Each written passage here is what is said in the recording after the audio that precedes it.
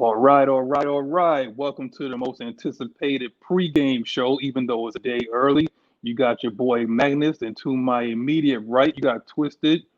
Follow him at Twisted Torch TV on YouTube. Talk to him, Twisted.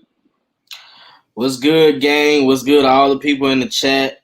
Make sure y'all wipe y'all feet out on this Saturday morning. Joining with AFN crew. We appreciate all y'all. We know week one was tough. We are on to the next week. Tampa Bay at Tampa. Let's get out there and get a W, guys. Appreciate the fans always. So, it's Saturday. You know what that means. We're going to start off with Twisted's take. He's going to get you ready for the Tampa Bay Buccaneers. We don't respect them on this show. We believe red and black on this joint. If you ain't down with that, hey, you can like, share, and subscribe, but be sure to leave the comment section as well. But we got Twisted's take. Hit him with your info, Twisted. All right, so let's get into it. One thing we know, Frank Darby, he was the only person that wasn't a participant in practice this week. He has a calf strain, so he'll be out. He didn't play last week, so, I mean, I'm not expecting anything from him anyway. They didn't, dress him up. We got to be able to attack, guys. We have to be able to attack and finish. I saw some keys from Tom Brady's interview. He basically talked about how Dean Pease has multi-looks, and he will confuse you at times. You have to be on your cues. So Tom Brady knows about Dean Pease. I saw Bruce Arians. He brought up how Arthur Smith has stated he's going to continue to run the ball. That's just a staple of his type of offense, and he's going to look to try to stop the run with Todd Burrows. They're gonna blitz. They're gonna use their linebackers. So we're gonna have to be prepared for that middle gap blitz by their two potent linebackers. We know they're top 10. We got to figure out how we gonna block all 6 people on the Buccaneers. Man, they front 7 is nasty. Top 10, top 5, and in some leagues, I don't know how they're gonna use Veta. I mean, I saw he was lined up all over, but he's mostly a nose tackle or a 2-technique tackle. So if I see him at DN, I'm gonna be first set. We should not see him at DN whatsoever. But they be moving them all around. Let's look for that type of matchup. Offense-wise, when we get out there, moving forward, those first 3 drives, we have to put points on the board. We're not going to be able to go to Tampa and win games by kicking field goals. It is a division matchup. We know it is a division matchup, so the game will be close. And both times we played them last year, the offense showed up. The defense made a couple of plays. That last game, though, Tom Brady pretty much ate us for breakfast. Dante Fowler was able to get a sack. I need to see something from Fowler. I need to see something from him.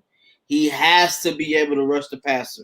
He has certain potent moves. He has to just get in the groove. And once you get that first sack, the bunches start to come. So I hope him, Grady, Marlon Davidson, I need to see him. He has to be in the game plan. He has to. I saw Tampa Bay, their lineman, Smith, and pretty much the offensive coordinator stated they're going to try to run the ball this game, and they want to get that running game going. So we have to make Tampa Bay, Tom Brady, one-dimensional. We can't have him thinking he can do whatever he wants and call his girlfriend. We have to shut Tom Brady down to begin the game.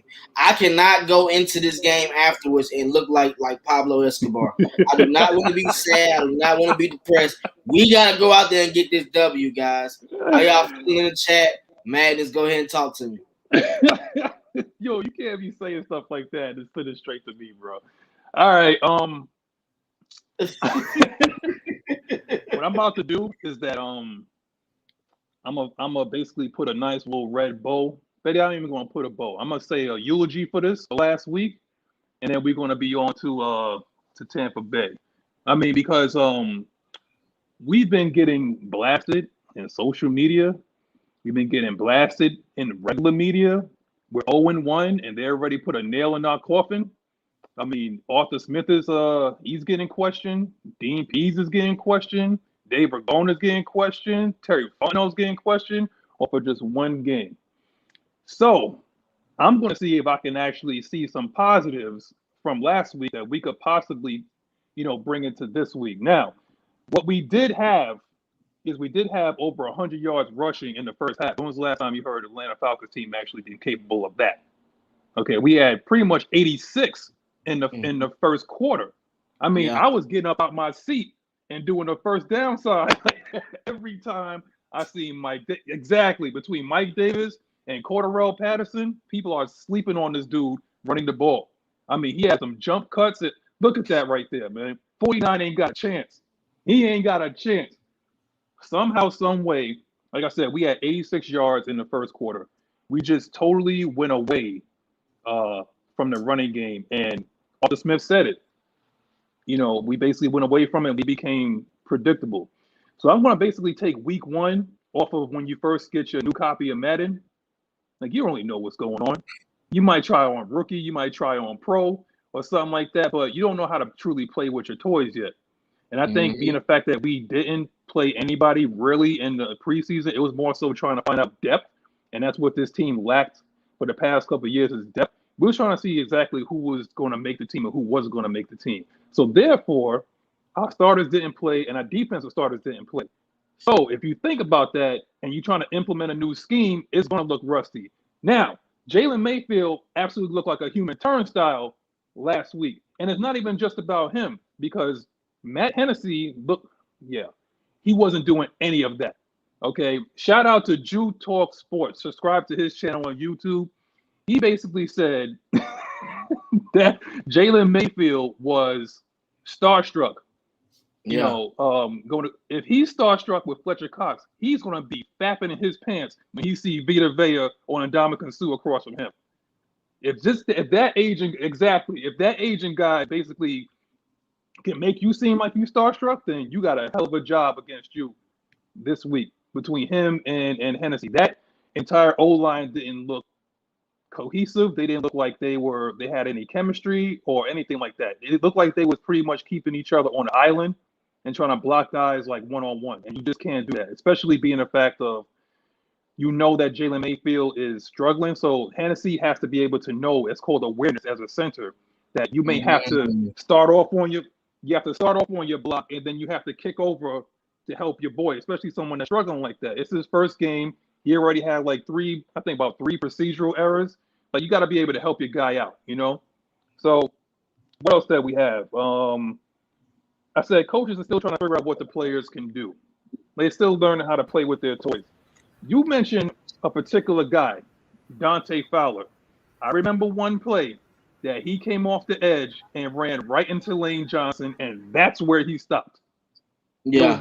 It was just an A move. It looked like Tack McKinley. It looked basically like Tack McKinley coming off the line. It was a bull rush, and then that was it. He just got stonewalled, stymied, and that was the end of that. You got to do better. We have to have violent hands. That's the thing. You got to have violent hands. If you're going to be a pass rusher, you must have violent hands. And lastly, we know we're going to be talking about this, and shout out to you for this particular topic. No Kyle Pitts in the red zone at all. We have a generational talent, Brian Baldinger. If you don't follow him on Twitter, try to find him on social media, some sort of social media avenues. He was breaking it down, and you have a generational talent in Kyle Pitts who has like a 40-inch plus vertical, and he's not even nowhere near the red zone area. I don't know if they're trying to preserve him from something, but we need definitely more from him. And if we're going to actually beat this Tampa Bay Buccaneers team, they're about as good as they are when it comes to blitzing linebackers, and you're going to have to keep them honest. I believe that this is going to be a Hayden Hurst and a Kyle Pitts type of game. I know that we can attack their corners, but they may try to do some sort of shell defense. So we're going to have to keep those linebackers honest, where they can't just run downhill and attack and attack Matt Ryan. Your tight ends are going to play a major role in trying to beat this team. End of discussion. And Ridley actually disappeared after the first quarter. I don't know where he was. I don't know if he was trying to scheme him open, but I never heard anything or any targets come his way, post the first quarter. So, like I said, my man don't know how to play with his toys yet, but he got a week. Okay, it's time to show and prove right now. Anything you like to add, Twisted? Yeah, Arthur, he kind of once that first drive had pretty much stalled in the red zone, he only went to Calvin 2 more times in that game. And I was kind of puzzled by that because at the end of the day, if they're gonna be blitzing, where's our screens at? Where's our quick passing game at? Thank you. You know, like that kind of made me frustrated because Hayden Hurst, Kyle Pitts, Russell Gage, they can eat versus those linebackers in the middle of the field, and we didn't attack that enough. It was kind of like he was like, man, I'm finna just go out and show I can run the ball, which you did, which is okay. But were you running the ball because they wanted you to pass?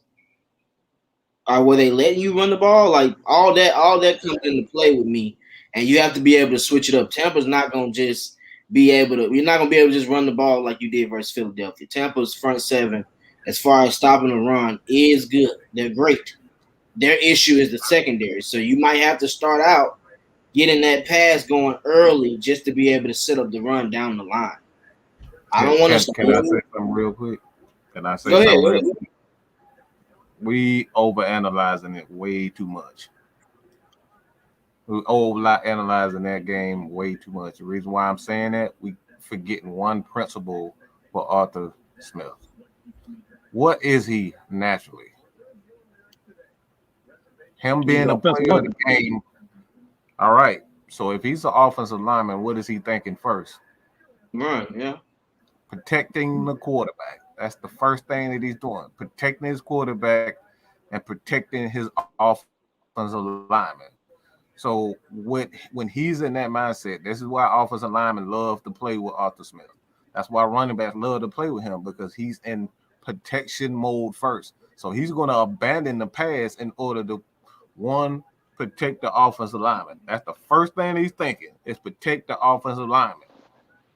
The way that you protect the offensive linemen, not always screens, because even on screens, offensive linemen are not going to actually get your hands on. So you got to gain confidence, and the quickest way to gain confidence with offensive linemen is to what? Run the damn ball. So that's what he's thinking. All right. 2, he got to protect that rookie, bro. He got to protect that rookie. Yeah. Jalen Mayfield.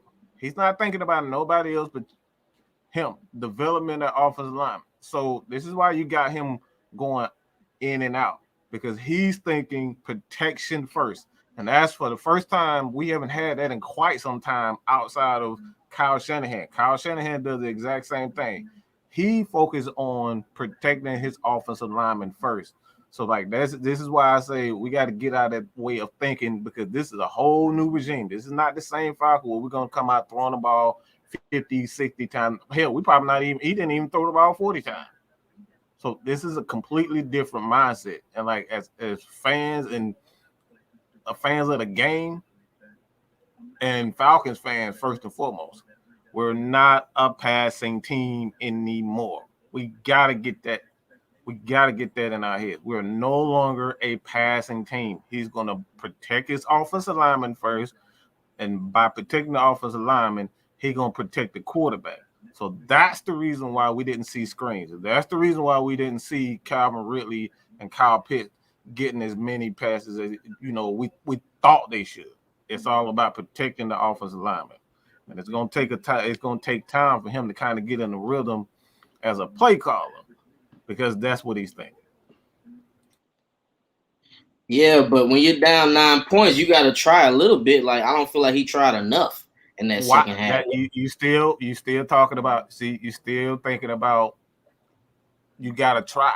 Being aggressive when the offensive lineman is already struggling, you're putting him in even more danger, because like again, we're talking about pass protection. Pass protection for the offensive lineman when he's already struggling. He don't want to be in there. You saw him on the sideline with his head down. He didn't want to be. He didn't want no parts of pass protection. He didn't want no parts of it. So we just gonna have him run the whole game? You don't think they gotta set up no type of pass whatsoever? Because then once they put 8 in the box, then what we gonna do? That's why you got a defense. You got a defense. This is what we talking about, having a defense. I talked about this last night. Tom Brady don't have to worry about not having the defense that's going to help him, get in the rhythm. Defenses help the offensive quarterback and the mentality. This is why we're talking about Matt Ryan, and the difference between Matt Ryan and Tom Brady is Tom Brady know if he doesn't play well in the first couple of possessions of a game, he know he got his defense. They gonna get him a stop, so he got time to sit back and all right, I can check the ball down here. I can throw the ball out of bounds. Matt Ryan doesn't have that. He's got to be in aggressive mode all the time, even in play call. He got to be in aggressive mode all the time because he know if he don't score points, his defense is not going.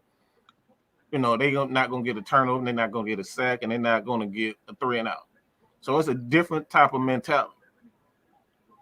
Okay, so do you see the defense making better adjustments moving forward as far as going into week 2? Because I saw them take strides moving forward. Yeah. But as the game got tighter, the plays just went away as far as the defense. They weren't connecting as far as gelling together with getting those stops and containing the QB. I understand Tom Brady's a mobile QB. Well, not a mobile QB, so it'll be easier to get to him, but they're not even doing 6-step drops like that. They're doing 3 steps. It's out of there. Honestly, again, I tell people all the time, got to be patient. I can't sit here and tell you that they're going to be better because honestly, we don't know. We can sit here and assume all we want to, but it's a process. And that's why I say, as fans of the game, we got to understand that this is a new scheme. You heard what Dean P said in the press conference. He said this is a new scheme. A lot of people have not even played in this game. They've never even played, they've never even blitzed as much as he's going to blitz. They never played zone and man in several games because, Philadelphia is a zone team. They're going to play zone. They very seldom play any man. So you're going to get with Philadelphia. But what Dean Pease, he mixes his coverages. And that's what you got to do with Tom Brady. But, against a team like Philadelphia, you know what they're going to be in? This is why it took them time to kind of even feel out for what Philly was doing. This is a new scheme. That was a new scheme for Philadelphia. That wasn't the same coach. They got a whole new coach staff. So it's going to take time, all right? Patience. But a lot of people ain't got patience. I mean, I ain't going to lie, though.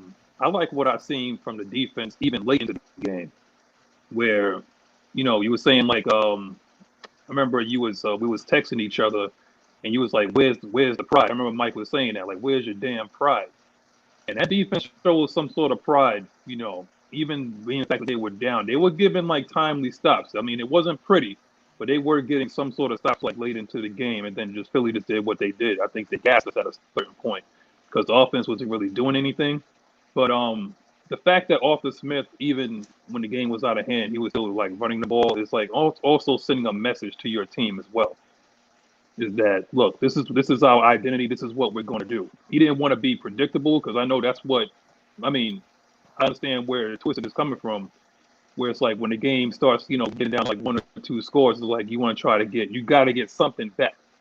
All these procedural errors was taking us out of scoring opportunities and whatnot. But also see from Mad Mike where it's look, you have to be patient. Arthur Smith is being patient right now, with this team. And I guess what he was trying to do when he sent Mayfield out there is, look, I'm just going to do what you're good at right now. We're going to try to clean this. We're going to try to clean this mess up in for the next coming week. Game is out of hand. Josh Rosen's in there. We're just going to have to just run the ball and just this is what our identity is going to be. But yo, Rich, can you hear us? Are you good now? Yeah, I can hear you. Can y'all hear me? Good? Yeah, you good. You got anything to say about this one? All right, dope. What y'all talking about specifically? Just recap? We was recapping last week before we get into the subjects about Tampa Bay. Oh, okay. Yeah, because we didn't really touch on it. Far as what I would say is that based off of with Hurts scrambling and stuff like that, we knew going into the game that was something that he wanted to do. And like Dean P said it, in his interview, it seemed like we didn't look like we had a guy on him to contain, or if we had sent a blitz to one side, we knew he was going to escape the other side. And that was one thing that I said last week going to the game, where it's like when you set those design blitzes, the place where he wanted to escape at, you could set a trap there, or somebody has to do their job to not let him loose. But unfortunately, he had plays like that. And Eagles, give credit to the Eagles. You know, they beat us. They completely outcoached Arthur Smith and their staff. So credit to them. But you know, now moving forward, we're on the Tampa divisional game, where this is serious right here, and we gotta be ready to go. Yeah, man. I mean, that's a good take on it, but again, that was last week. That was our eulogy. Put that thing in the casket and bury it. We're done with it. Okay. Um, Next topic is what do the Falcons need to do to fix the red zone mistakes? Twisted, you look like you got a lot to say. You got a lot on your mind right now, man. Come on, let's talk about these red zone He mistakes, want bro. he want us to pass the ball every time, man. He want to see Kyle Pitts. No, it ain't that. It ain't that. Trust me, it ain't. I love it. I stated Mike Davis and Cordell Patterson was going to be key for this season. I think they are great additions, but it's certain things that has to be checked on. Like, I mean, if we're in the red zone, bro, I'm sorry, I'm not running the ball 2-3 straight times because they're just it's a zone. It's 8 people up front, and then they're just covering grass. It's not that much grass to cover. And if you don't have Hayden Hurst and Kyle Pitts in the game to maybe change how the defense may do it, you're just pretty much in a sense folding yourself. You're messing up. And then in the red zone, we can't have penalties. We can't have missed blocked assignments. Mayfield, I don't know where you were going in the red zone one play to where y'all had Mike Davis. It was a passing play. They had Mike Davis step up to guard Fletcher Cox, which I know for a fact he was not supposed to be guarding Fletcher Cox. Jalen Mayfield went to the right side and didn't block anybody. So that, in a sense, that was just a throwaway. We cannot have miscues to start a drive in the red zone. That is terrible. If you're on the 5-yard line and up, you have to be able to put that ball in the end zone. And if you got Hayden Hurst, you got Kyle Pitts, you got Russell Gage, those people have to be able to take on those mismatches. And I know Arthur Smith has practiced this with the team. I know they know certain players they're going to draw up. I think he was just trying certain things to see what will work and what won't work in that first game. But week 2, you got to go to the players. You got to make sure the players are in position to build and score touchdowns. Mike, you got something? Yeah. Like honestly, I know a lot of people like worried about the players, but I'm just not worried about the players at all. I've said this time and time again. It's all about the chemistry up front. Don't matter if you have Kyle Pitts, Calvin Ridley. If those offensive linemen are not cohesive as a unit, does not matter. We're not going to get anything done. So you can like I know we got a lot of shiny toys. I know we got a quarterback, like Matt Ryan, who can do some things, but none of that crap matters if the offensive linemen are not a cohesive unit first and foremost. You're not getting it done. All right. So that's what he's trying to establish. And that's why I'm going to hammer this shit home until everybody understand it. We're not going to see anything good if those offensive linemen are not a cohesive unit. We did not have a cohesive unit up front first and foremost. It was too many flags for everybody. Way too many missing assignments. There were way too many offensive linemen assuming this guy's going to get here and he's going to get this person. And it just wasn't, Mayfield. It was Lindstrom. It was Hennessy. The inside of the offensive line, they were assuming because they haven't played together like that long.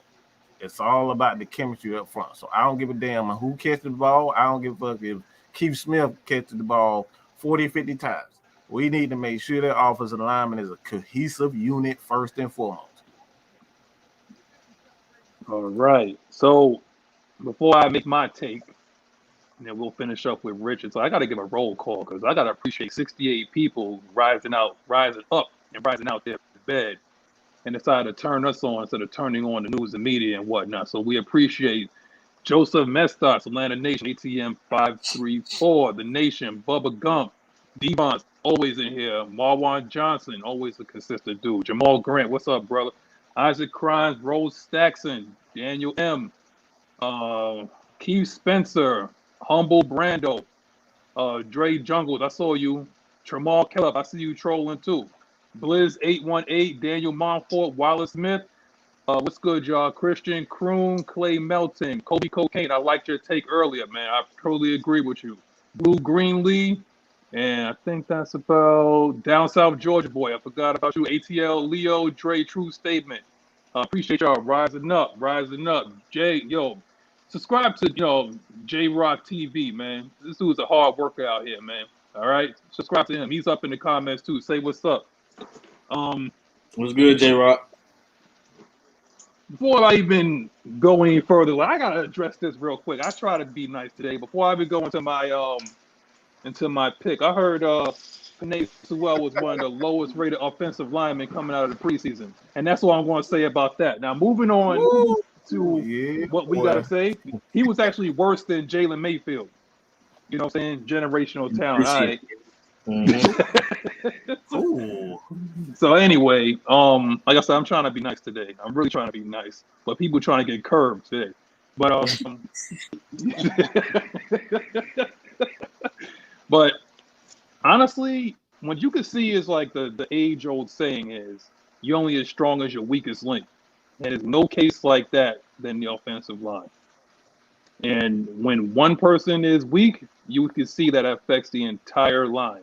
You know, like guys have to kind of overcompensate, and you really can't concentrate on your assignment that's in front of you because you're worried about trying to protect your boy behind you.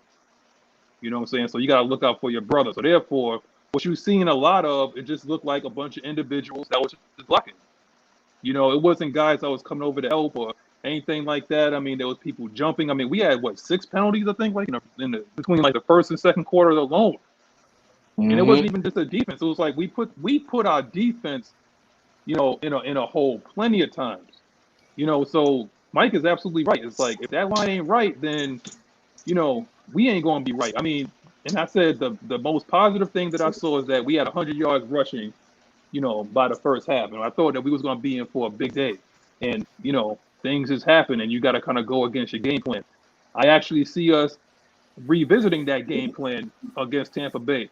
Like, honestly, we run like a zone scheme, and honestly, what I would do, I'm not running towards JPP. He's kind of stout against the run. I'm running right at Shaq Barrett. Yeah. All day. Like, he's going to get this work all day. I'm going to have Keith Smith in there. I'm going to have Lee Smith, and I'm just going to like bludgeon him all day. Let's see if you can rush past it, because most of his plays are coming from the backside. Like, they're going to hide him. Exactly. Like, he'll sit there and like rush the back, get the running back from the backside.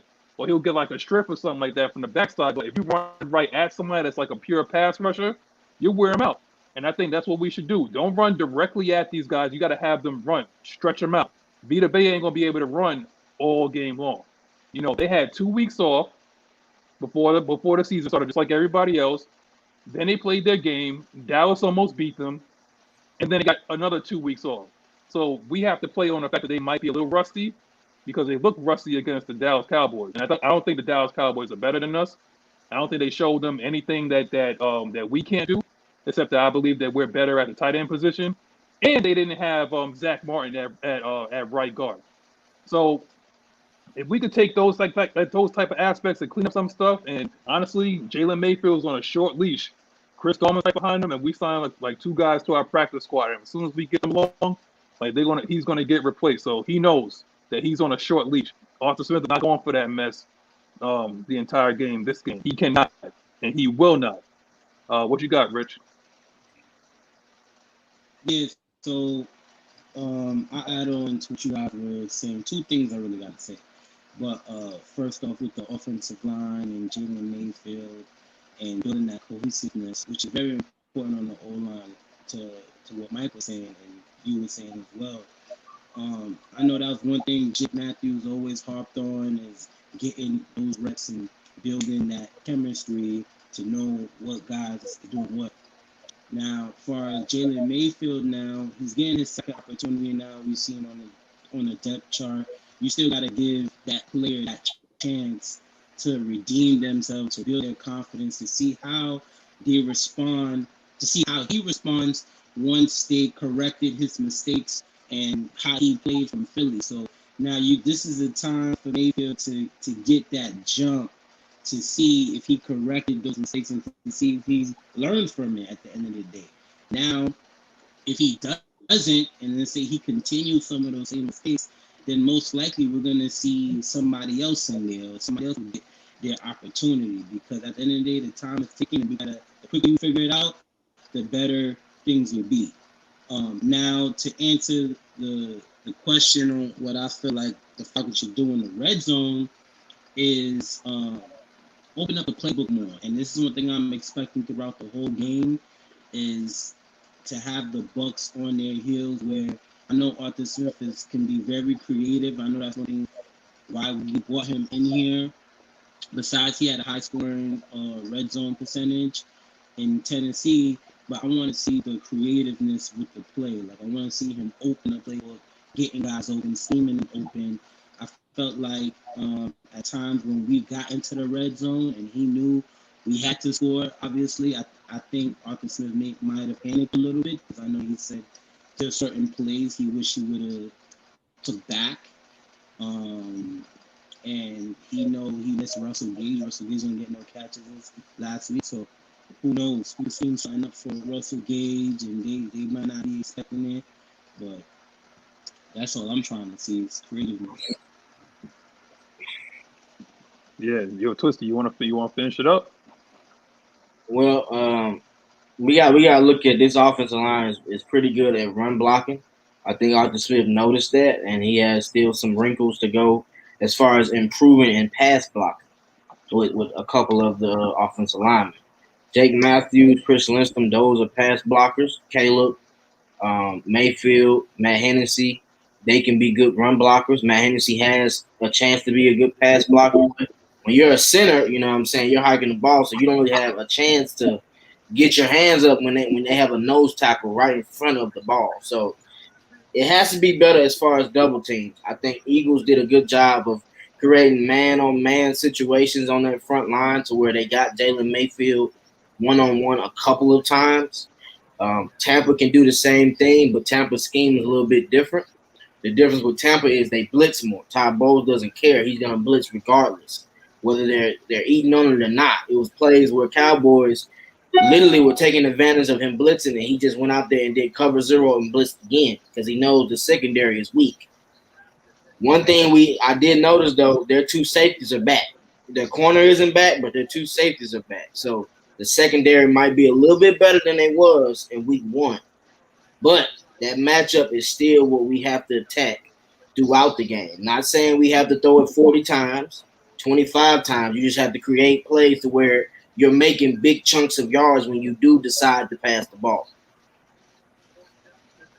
Yeah, we got somebody. Tony Wright actually had a question. He's talking about that offensive line, which kind of ties into everything that we're talking about.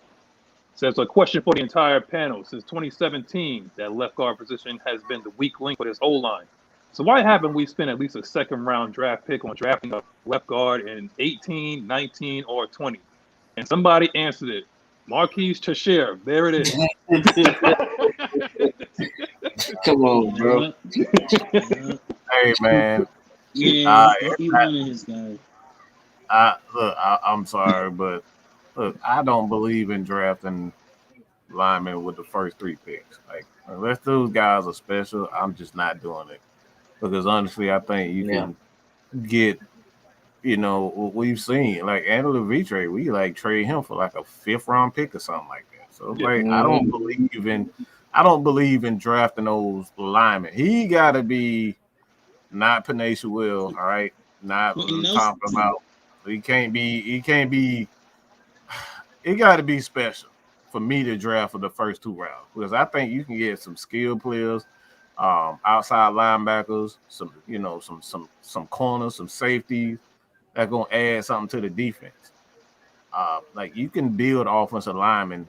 We see Kyle Shanahan, where everybody make a joke about 28-3 him blowing the leads, but like that dude know how to make some trash ass offensive linemen to make them look like Pro Bowlers. So I don't believe.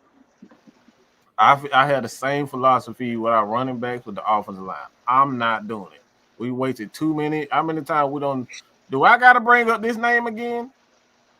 Peter motherfucking Cons. Do I got to keep telling you? He was a second round pick. We don't need that. So Terrible.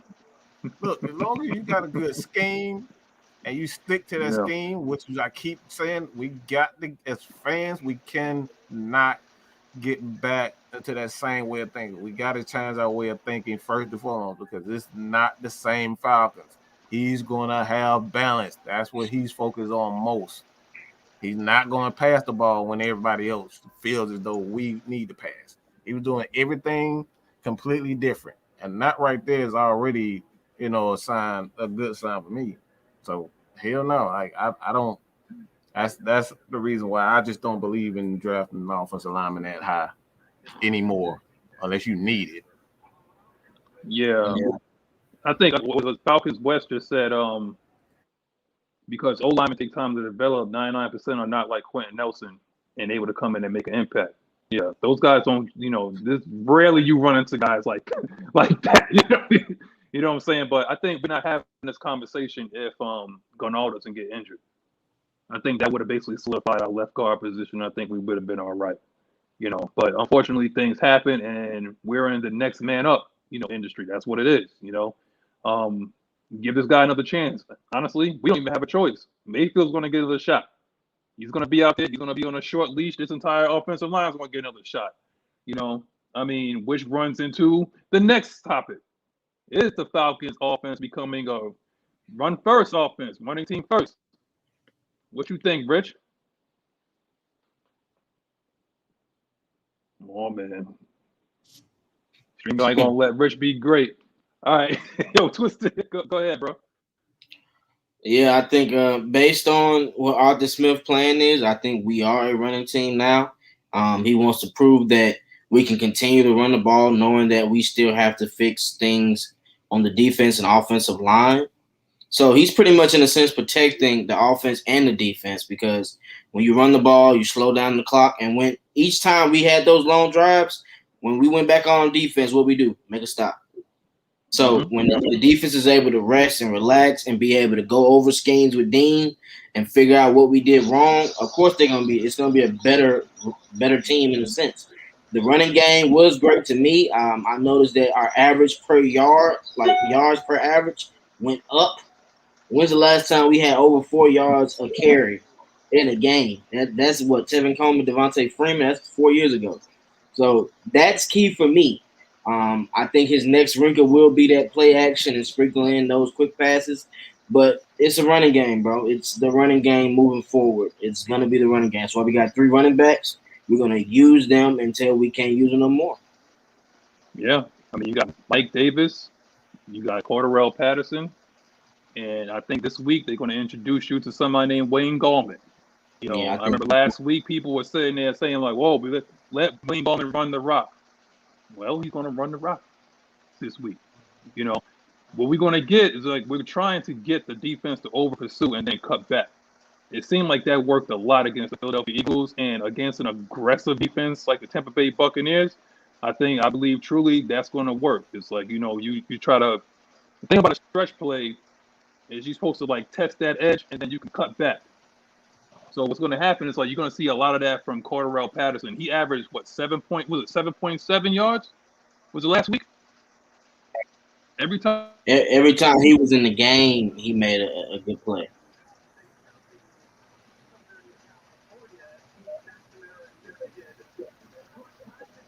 Matt. Yo. Matt. Yeah, every time he was in the game, I can't. I see him blinking, but I don't hear what he's saying. Yeah. Well, how you feel, Rich? You believe we coming to run the game? Yeah, absolutely, bro. That's our identity coming in was running the ball first, and we know that when you run the ball, you're able to open up everything else within the offense, as far as passing game, play action, which is a very key important part of Matt Ryan's game, which is something that he likes to do. And that was the first play of the game we did with Calvin Ridley, was play action. That's how we came out. When we talk about the stretch play, what you're going to be doing, it ain't going to be easy. I'll tell you that going into this game, just being with the linebackers and front seven that the Bucs have, we're still going to run the ball regardless, but it's going to be a big challenge for us. Like I mentioned plenty of times before, as a linebacker going and playing against the stretch play, you can make the play, but now if you try to shoot a gap, which is Devin White, he's going to try to do that a lot of times. He's going to try to shoot through gaps inside interior with Hennessy and Mayfield and Lindstrom. You got to seal him off real good, because if you don't seal him off and he get them free holes, it's going to be a problem. I just say that. They got some dogs in that front seven. Exactly. But that don't mean we're going back down. I don't mean we can't run at it, though. So definitely. We'll see how that plays out for sure. But to answer the question here, we're definitely run first. I don't know what happened to me. My camera went out or something. Nah, the camera didn't get out. You were talking, we just couldn't hear you. Lord have mercy. All right, so all right. I'm just going to say this one thing, and then I'm gonna turn it over to Mike to finish it off. This whole thing about running, and then we shouldn't be first of all, we shouldn't be intimidated by this team. Number one. Number two, it's about imposing your own will. Let those hogs freaking basically run the football. And the best way to do this is like they're gonna have to get to the second level. That's what's real key. That's gonna be for tomorrow. It's like they're gonna have to get past Vita Vea and Adama Su, and they know how to do their job very well as to like occupy blocks, so that Levante David and Devin White can just roam free. But you have to be able to get to the second level. You have to be able to put a hat on them and start wearing them out. I mean, I understand Devin White is a big man. That dude is 250 pounds that comes downhill with bad intentions, okay? Jalen Mayfield is going to get his bell rung a couple of times. But what he needs to do is put his hat on him and start building that confidence that he lacked from last week, and let this offensive line build that cohesion by being nasty and do what they are basically paid to do. Yes, they do offensive linemen are supposed to be pass blockers, but there's nothing better than offensive linemen that loves to run the football. Jake Matthews was basically beaming in the offseason that we're actually going to run the football. They want to run the football. It's plain and simple. There's no other ifs, ands, X's, O's about it. It's one man trying to move another man against his own will. That's what it's all about. It's about scoring points, yes, but that's what it's about. In the trenches, moving one man against his own will. Impose your own will. What you got, Mike? Man, I don't forgot what we talking about, man. Like, are we a run first team now?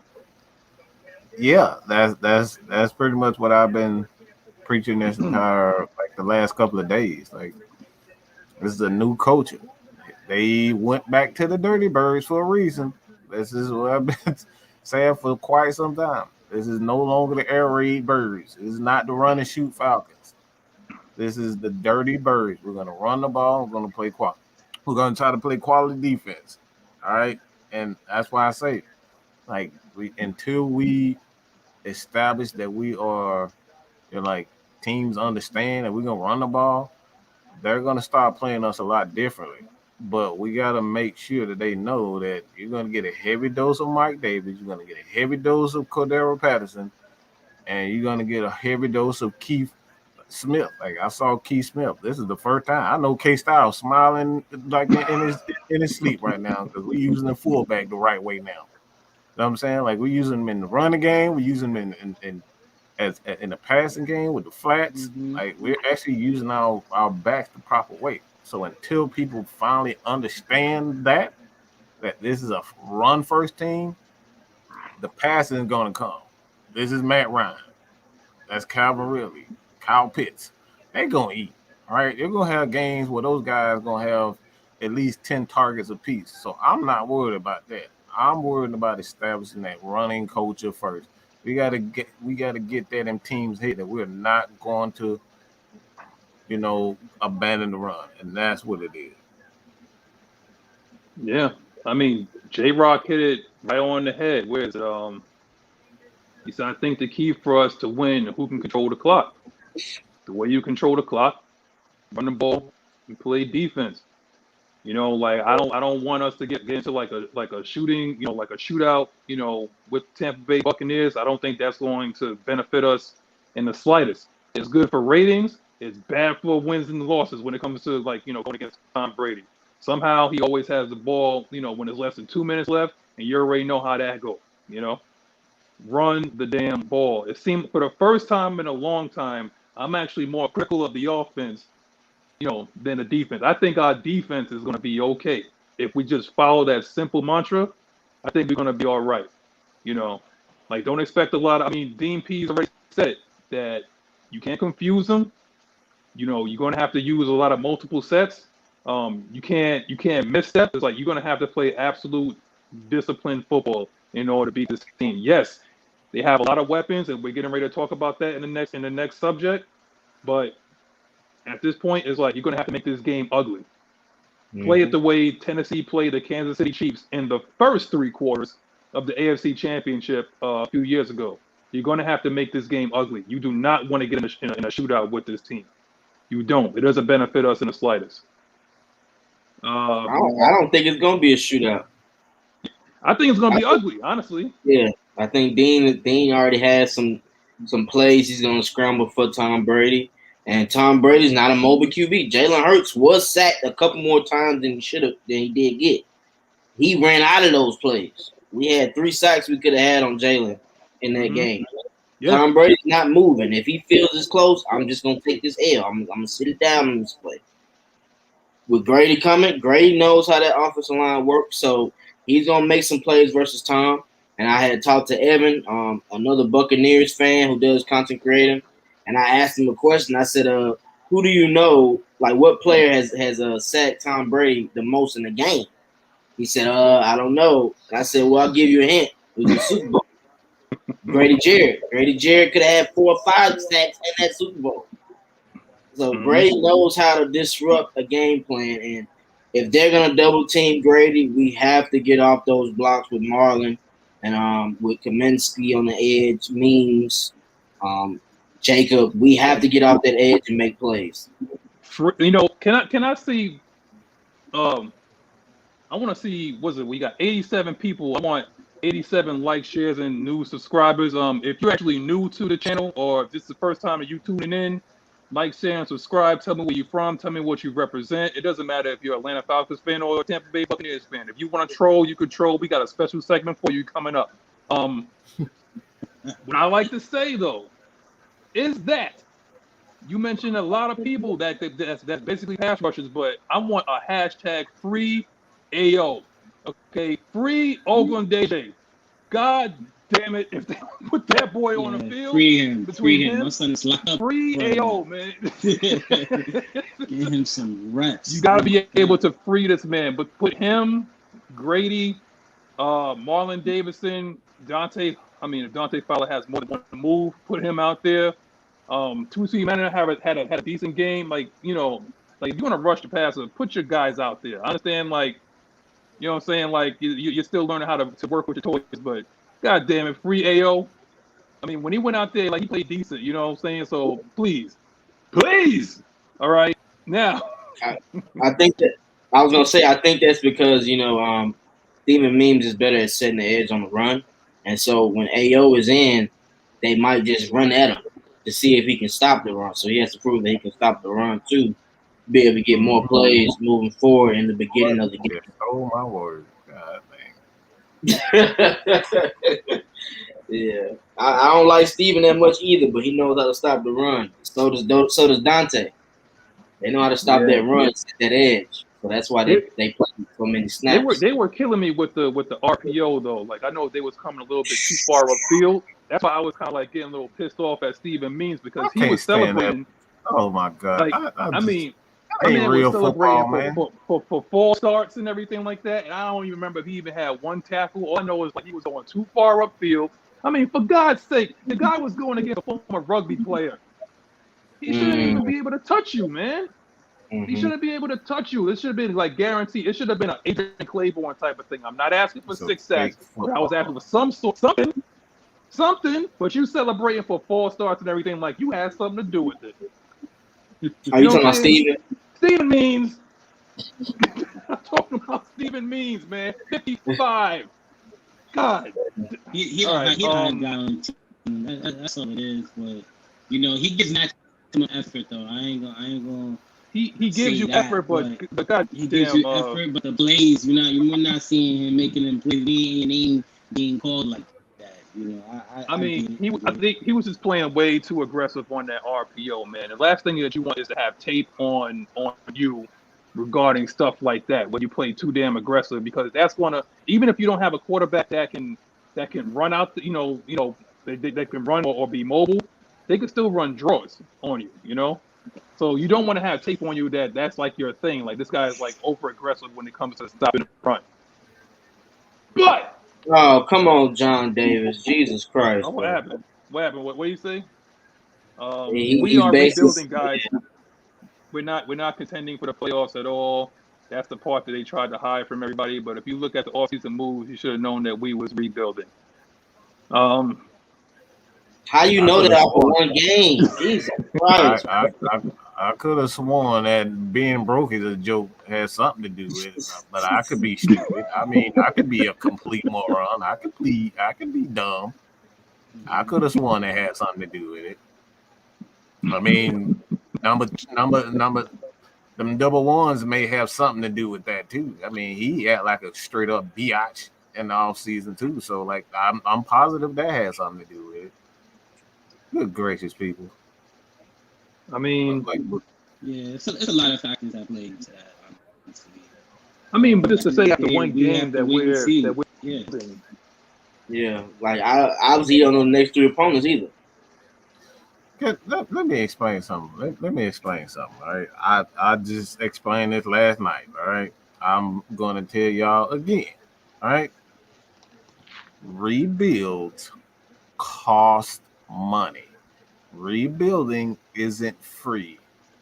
Rebuilding is strategic. You can't just say, "All right, I'm ready to get rid of everybody." Guess what? You do that, contracts are guaranteed. Just because you want to get rid of everybody doesn't mean you're going to be able to, not have to deal with their contract. Unless everybody that you get rid of, another team come back and do what they did for Julio and said, all right, we're going to take the whole contract and we're going to deal with it. Man, teams ain't going to do that nonsense. All right, like Tennessee's probably regretting the hell out of that damn, that deal with Julio Jones right now. Like, he ain't getting nothing. He getting called out by the coach, so they probably regretting that right now. So at the end of the day, all right, rebuilds are not free. Retooling is the new, like that's what we should be looking at. Retooling is completely different from rebuilding. Rebuilding is building, like you gotta have, the contracts. Like even in the NBA, got these guys with these 1-year deals. You sign a bunch of guys with 1-year deals because you ultimately got to find the right core of guys, and then you start building around them. Like that's what the NBA model is. What the Falcons are taking right now. Get a bunch of guys with 1-year deals, so we can kind of try to restructure these deals and get out of some of the bad deals that we already had, so we can start adding more pieces to it. So that's what you saw. It wasn't a rebuild; it's a retool. Mm-hmm. And retools That's don't mean it. you can't win games either. I need Right. y'all fans to know that. Like retooling mean like we had the game last week, guys. If a couple plays go differently, we can win that game. That's the bright side of that. Without no preseason, without seeing them actually gel like that, they still had chances to win that game, and they will have chances moving forward to win games. That's what we have to be concerned about. What do they do when they get those 4 or 5 opportunities? Can they conquer those opportunities to win that football game? I mean, just like I said, J-Rock said it. How the hell can we rebuild with the money that we have or we don't have? You know, I mean, it's so easy. This is where it comes, and I wish more people. And we have 92 eyes. We should have 92 likes, 92 likes, 92 shares, 92 shares, 92 subs. But this is what we should do. If anybody that saw Dean Pease's interview, he specifically said something in there that a lot of people needs to pay attention to. He said, "This is not Madden. This is not fantasy football. Okay, this is not something where you can just let somebody go and you can become the commissioner of your league, and then you can just wipe away all that dead cap. You don't do that. You can't do that. What they said is that we're retooling. That's what we're doing. We're retooling right now. We're not rebuilding or nothing like that. Because if that was the case, you will be seeing Josh Rosen or you seeing Felipe Frank starting. That's not what we're doing. So let's just stop all that mess there. Yo, what's up, Beetleborgs? What's up, Beetleborgs? I hope you still healed up from giving over that blood, brother. Next topic. How will our secondary match up with the Bucs' great wideout core? Yo, Rich, get at him, man. Twister want a piece of that, but I'm gonna let Rich talk. I don't know. That's a tough one. I thought that the topic before was stopping Brady. Aside. Oh, wait. Yeah, what does Dean Pease have up his sleeve for Tom Brady? There it is. Yeah. Yeah. Jumping the gun here. Well, I'll touch a little bit on Tom Brady first, and then also overall just with the offense itself. But for Tom Brady, I think we have to force him to hold the ball a little longer in his hands than usual, because Tom Brady, he knows where he's gonna go with his first read typically, and he's gonna get that ball out fast, like real fast. His release time is obviously one of the best.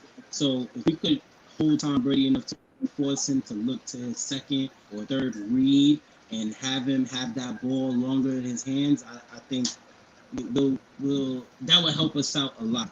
Primarily, Brady, if you could force pressure up the middle between the center and their guards. By the way, I do like the Buccaneers center. I think his name is Burnson, something like that, 66. That dude, he's real tough and physical, and he plays from whistle to whistle. That's one thing that kid does. But now overall with the offense, I think they're starting Ronald Jones this week, and that's going to be one thing that Dean P said in the interview. We can't give up any big plays. We can't give up easy stuff. Like if it's a broken down play or extensive play, like we can't allow to give that up. Like even a 20-yard game, 30-yard game, we can't give up nothing easy for Brady. So the more difficult we could make it for him, the better it is. We might land a few glitches, being that we're going to try to confuse him a little bit, but it's not nothing that Tom Brady ever seen before. Now, he may know something is coming, a blitz is coming from this side, and he set the protection or whatever it is, or he have a screenplay going direct towards that same side the blitz is going, which can be bad. But at the end of the day, it's a cohesive thing. All 10, 11 guys got to do their job and then sign it. And if we pay attention to the little things, focus on the basics, and make tackles and create plays and turnovers, I think we'll be all right. We gotta make this a divisional game. So anything can happen. So yeah, that's my touch. That's my take. Well, big facts. Dean Pease said 3 things. He said, don't get cute, don't play one coverage, and don't give up the deep ball. Sounds very plain, sounds very mundane and vanilla, but that's what it is. I think a lot of people they try to do is when they try to get after these quarterbacks that's kind of seen everything. Tom Brady been playing for 20 years. He don't see everything that you could probably throw at him. I mean, he has experience in, going against a Dean Pease. And at a time that he was like in practice against the Dean Pease defense when he was in New England. So this is not like this is not something he haven't seen before. Now the whole idea is the fact that it's the personnel. That's what it is. The Dean Pease had more of like larger linebackers and larger defensive linemen when he was in New England, but he's never. I don't think that even when he was in Baltimore, it was more so larger linemen, larger linebackers. This team right now, because of thank you Thomas Dimitroff, thank you Dan Quinn. This team is built for speed. Okay, this team has basically speed at every position, all across the board, and you're going to have to use that to your advantage in some way, some shape or form. I mean, if you want to talk about trying to throw the offense off rhythm, then I guess you're going to have to talk about maybe bump and run. Like you're going to have to get guys up in their face or something like that. AJ Terrell should travel with Mike Evans. So Fabian Moreau is going to have to go against Chris Godwin or something, okay? Because you're going to have to do something. Everything. There's really nothing that you could do. What you got, Mike? I got a perfect way to stop Tom Brady. And it's probably y'all probably gonna think I'm a psycho for even suggesting this, but this is the perfect way. You remember? I believe it might have been Wade Phillips. No, as a matter of fact, it was Rex Ryan. You guys remember when they was having issues getting pressure on Tom Brady? What they started to do? They started to do that mush rush. All right, they would do the mush rush, but they would send a blitz off the mush rush. So what that did was you still got pressure coming at Brady, but the defensive linemen were more so looking for him to get the ball out so they can back the ball down. And that's a way that you can kind of like get pressure on Tom Brady, and you can kind of do what he doesn't expect us to do is mush rush. Like, okay, they're not sending anybody, but they got a corner coming off. They got an outside linebacker, but the defensive linemen are more so looking to bat the ball down. And then you kind of, once he gets used to that, that's when you start sending everybody and tell them to get out. So it's just ways like that you got to make Tom Brady think. Because if he's not thinking, he's going to dink and dunk. So you got to make him think. All right, so what are they doing now? What are you doing here? All right, is he doing a cover 3 or he doing, or then cover 2, pressing guy? You got to keep mixing it up. And that's one thing that he said in his press conference. But I think the mush rush is the perfect way because you're not going to get to Tom Brady. I mean, especially with them damn zebras on the goddamn field. They ain't going to let you touch them any damn way. So mush rush is the best way to go about it. Well, go ahead, Twisted. I know you got something. So y'all remember 2018? We still had that player on the team. Who ended that game in 2018? Y'all remember? I know where he go. Deion Jones ended that game in 2018. When you have these speedy type linebackers, like Mike said, that mesh will work. You gotta you don't have to touch Tom Brady every time. You just have to get his clock more faster than he wants to. He wants to sit and observe the field. If you're batting plays down, he has to change his angle of how he's throwing the ball. He has to maybe change his read of what he's expecting. Tom Brady usually goes out and sees who he wants to mismatch when he's in the hub. He already knows who he wants to go to, Gronkowski, AB. So you have to make sure that timing is off for him. And when you have Deion Jones who's able to blitz, who's able to drop back into coverage, you have to disguise what you're doing. I think Dan Quinn had a good scheme at first when he was dropping the rookie into coverage, but that rookie ain't like that. He's more of a stay down lineman, blitz and stop the run, get up the field. He's not that type of linebacker that can guard in those passing lanes. When you got Deion, who can jump routes, you got to use him versus Tom Brady. That mesh will work and batted passes. Deion Jones is the GOAT at catching batted passes for interceptions. So if they're batting that ball up, just watch for Deion Jones to roam around the field and pick the ball off. I mean, I'll be damned if I don't think that this is going to be like a Richie Grant type of game. but we're gonna need something out of him because they can just spread you out. I mean, let's run through it. You got Mike Evans, Godwin. You got AB. You got Scotty Miller. If people don't know who that is, that's the little white boy that that be catching like 50-yard bombs if you give him enough time. I mean, you got Gronk. You got Blake Brait, and then you got OJ Howard, depending on how you want to use him. Yeah. So my whole idea is that So my whole idea is that you're gonna have to use I don't know if they trust Hall yet. So if you want to put somebody on there as a robber or somebody that's going to use a outside of Deion Jones, that's going to play like a Tyrann Mathieu type of role. I mean, you're going to have to maybe use Richie Grant. Clouds.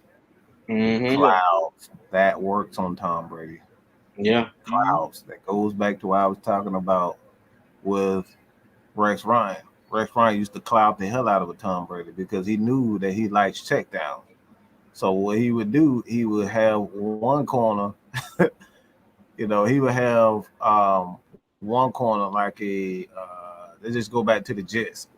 He would have Revis in man, but everybody else was in one side of the field was in cover 3 or cover 2, and that's how he would fool. So he used that in Jets and he used that with the Ravens. And that's why I say you got to keep doing different things with Tom Brady and keep them thinking. So mush rush, clouding. For those who don't know what cloud, I'll say it again, is either one man is in man, or one man on the other side of the field is in a cover 2 or a cover 3. And you just keep on switching the assignment. So those are the things you got to do with Tom Brady. You can't get him straight zone because he's gonna eat it up. You can't get him straight man. You got to mix the coverages. Definitely. Man ain't gonna work all the game. You ain't gonna be able to blitz him all game. You have to mix it up, and that's why he brought up that Dean is multiple, because he knows he's in for a treat this week. It ain't gonna be they're just in cover 2, they're in cover 3. We're just gonna eat right here.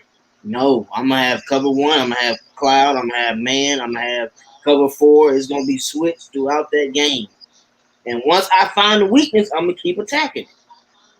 I'm gonna tell you right now, man. If these guys don't know what cloud is, according to these comments I'm seeing right now, they know what cloud is because they damn sure playing Madden. Okay, yeah, they know exactly what that is. Bro. These old crazy comments. Y'all playing Madden out here. Y'all know what a cloud is. Y'all gotta know what clouds are, man. Come on, man. They know what cloud. Rich, go ahead and finish it off, man. How you think we're gonna attack Brady, man?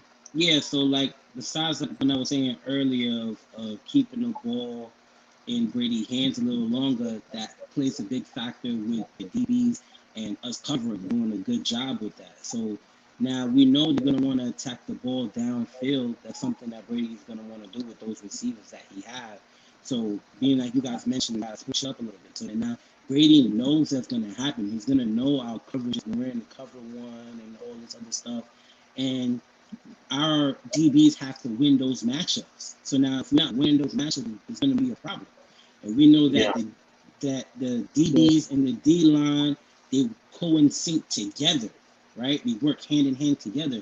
So now, if we're doing a good job covering the back end, making Brady dump the ball off or anything like that, that gives time for our D line, like Tutu or Ogundeji, because those are guys that give consistent effort every play. They're not going to give up. Brady Jarrett, they're not going to give up. So we're going to cause some havoc. We're going to cause some pressure, some way, somehow, if Brady has the ball in his hands a little bit. Even though we know he's going to get the ball out as he can, but the quicker the more we can make it more difficult for him, the better it is. Definitely us hitting him as well. So if you're not hitting him, it's a difference from getting sacks and also getting QB hits. So QB hits is definitely gonna play a factor in this as well. You cannot make Brady sit back there all day and just be comfortable. If he's comfortable, that's a big play. You gotta move him off his spot. Yeah, exactly. That's what we do. So the DBs is gonna be a big factor. You're gonna go top of AB, AJ. Get ready, bro, because they ain't. We didn't really get attacked like that in Philly. So AJ Terrell, Ron Harmon, Eric Harris, Fabian Moreau. Saka Fett, although he is Zoe. Shout out to all my Zoes. So I'm rooting for Fabian Moreau. His big Zoe holding it down. So so it's gonna be big for them guys. So we're gonna see how they do. Yo, let me just say this last one, bro. Like I said, Stephen B, you a clown for this, man. Maybe if the Falcons bring back Vic Beasley, Brady will laugh at the memory. If Beasley in a Super Bowl and Brady won't be effective. Funny, bro. That's funny. All right. Wow, really? And Vic Beasley had battled the pass down. I don't know if y'all remember this. Vic Beasley battled the pass down. And the Bennett, he literally caught the pass and they got in the field goal range off that crap. Do y'all be noticing the crazy plays that happen when we play, bro? It just be so crazy to me. It's enough to just make you just like throw your hands up in the air, It's just Nothing you can do. For real. How will our secondary match up with the Bucs? Great white up. Sprained his damn ankle. Another thing too, I don't want to see Gronk having a field day in this shit either. Real talk. Like he's part of that. You know what I'm saying? I can't allow that to happen. Like we gotta clamp that up, man. Eric Harris, and especially in the red zone, bro. Somebody he's probably gonna be. Yeah, he's probably gonna be on Gronk a little bit, but we touched on this a little bit. I spoke about this a little bit. But go ahead, Tristan. We got to bracket Gronk, bro, in that red zone, bro, because it's clear that he wants to go to him and AB in that red zone.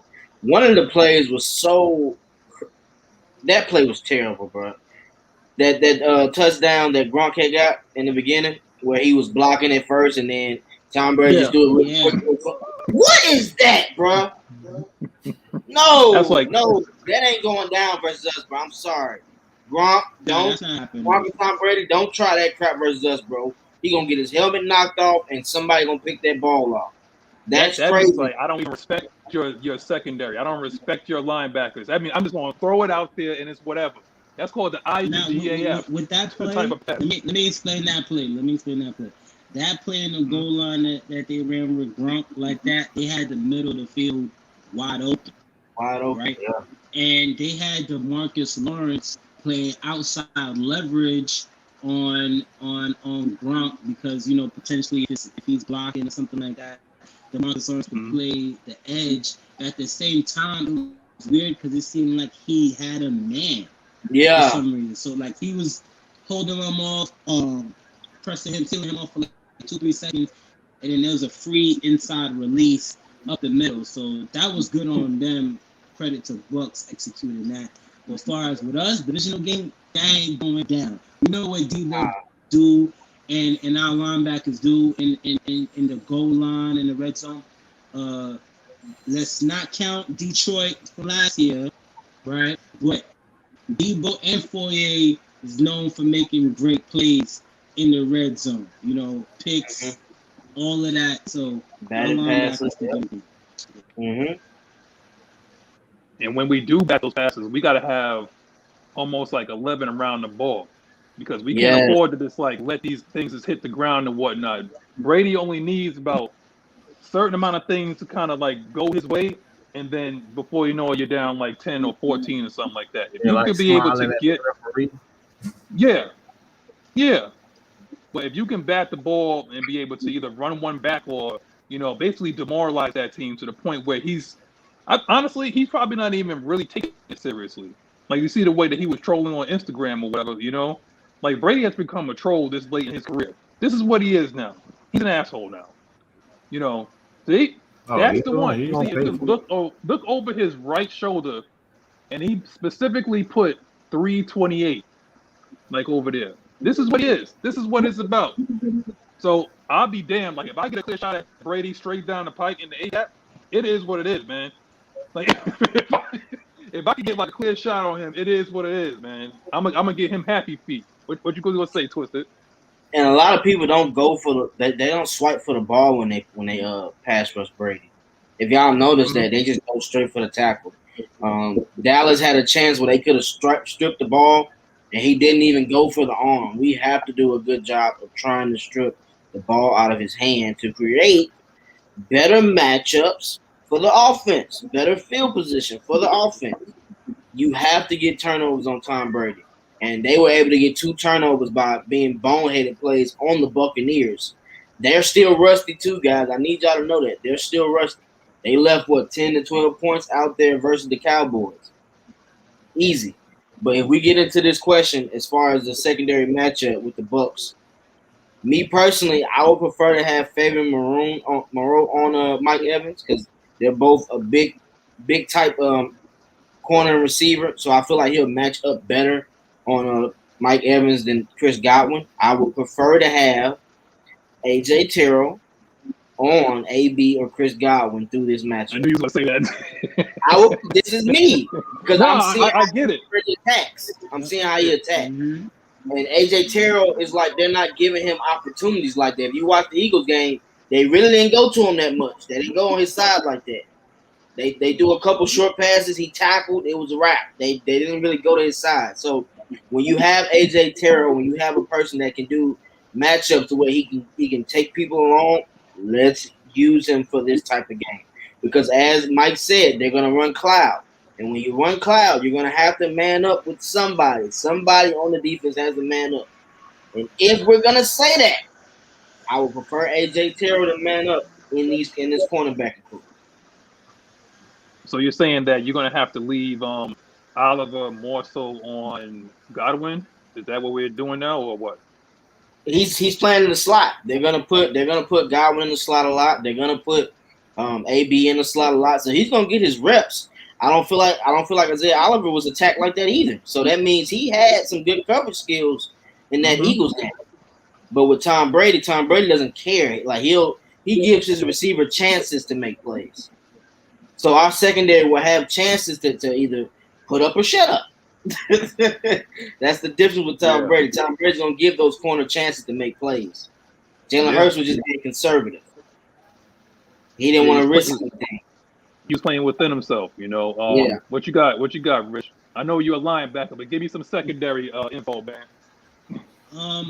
I would say like we gotta minimize the explosive plays. You know, sometimes they're gonna make their plays, but we have to minimize the explosive plays and also tackling these guys right then and there.